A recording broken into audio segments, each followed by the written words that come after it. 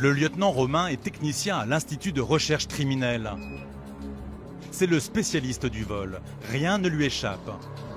Il connaît sur le bout des doigts les méthodes à l'ancienne. On distingue deux phases. La première phase, c'est de rentrer dans le véhicule. La deuxième phase, c'est de le démarrer. Donc, pour pouvoir rentrer dans le véhicule, je vais avoir besoin de faire une clé mécanique qui va permettre en fait de déverrouiller la portière via la serrure. Et il y a une vieille astuce que les forces de l'ordre connaissent particulièrement bien. Donc là, on va avoir ce type de dispositifs qui sont des crocheteurs automobiles. Donc en fait, où je vais venir insérer du coup ce dispositif dans la serrure automobile. Je vais venir jouer en fait simplement avec les paillettes de la serrure pour venir déverrouiller le véhicule. Ensuite, une fois que je suis dans le véhicule, je vais utiliser cette fois-ci ce dispositif quand je vais brancher sur la prise diagnostique pour reprogrammer une clé sur le véhicule et là du coup permettre son démarrage pour le subtiliser. Voici tout l'attirail récupéré par les gendarmes, utilisé dans le cadre de vols traditionnels depuis des générations. Depuis quelques années, le mode opératoire des hors-la-loi évolue. Aujourd'hui, il existe une nouvelle technique particulièrement préoccupante. La voici. Là, on est sur un vol de véhicule entre le démarrage et l'ouverture qui a pris moins de 30 secondes. Voler une voiture en moins de 30 secondes sans laisser de traces, comment est-ce possible? Quelle est cette méthode utilisée aujourd'hui en France et dans le reste du monde? Pour comprendre, il faut se rendre dans le département véhicule.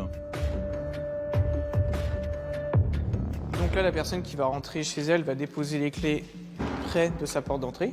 Et là, on peut voir que le véhicule ne va plus détecter la clé à proximité. Et du coup, on ne pourra plus l'ouvrir. C'est cette faille qui va être utilisée par une personne qui souhaite par exemple voler le véhicule. Va venir capter à l'aide de cette antenne le signal de la clé.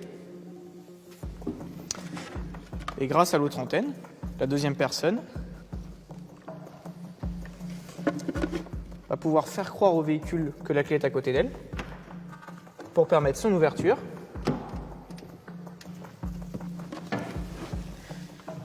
Et pour permettre son démarrage.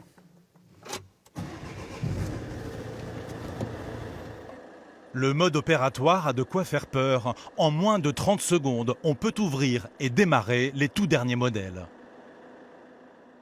Je remets les anciennes méthodes qui étaient auparavant utilisées, qu'on pouvait voir dans beaucoup de films, qui consistaient à manipuler les câbles de démarrage, n'existent plus du tout.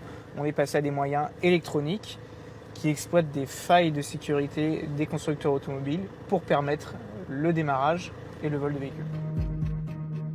Ces antennes sont de plus en plus utilisées par les malfaiteurs et le plus incroyable, c'est qu'elles peuvent avoir une portée jusqu'à 1 km entre la clé et le véhicule. Des voleurs, au fait des nouveautés technologiques, qui ciblent de plus en plus leurs voitures à dérober. Chacun se spécialise dans une marque, un modèle et une façon d'utiliser. Il y a la personne qui fait le repérage, celle qui dépose le binôme, c'est le binôme qui va voler la voiture qui va aller dans un point de chute, la personne qui est en charge de la revente. C'est très sectorisé, chacun a une tâche précise. Des réseaux de délinquants hyper professionnels, avec une panoplie d'accessoires très faciles à trouver. Aujourd'hui, l'ensemble de ces outils sont accessibles sur Internet et peuvent être achetés par n'importe qui. La détention de ces outils, elle est tout à fait légale, c'est l'usage qu'on en fait qui devient illégal.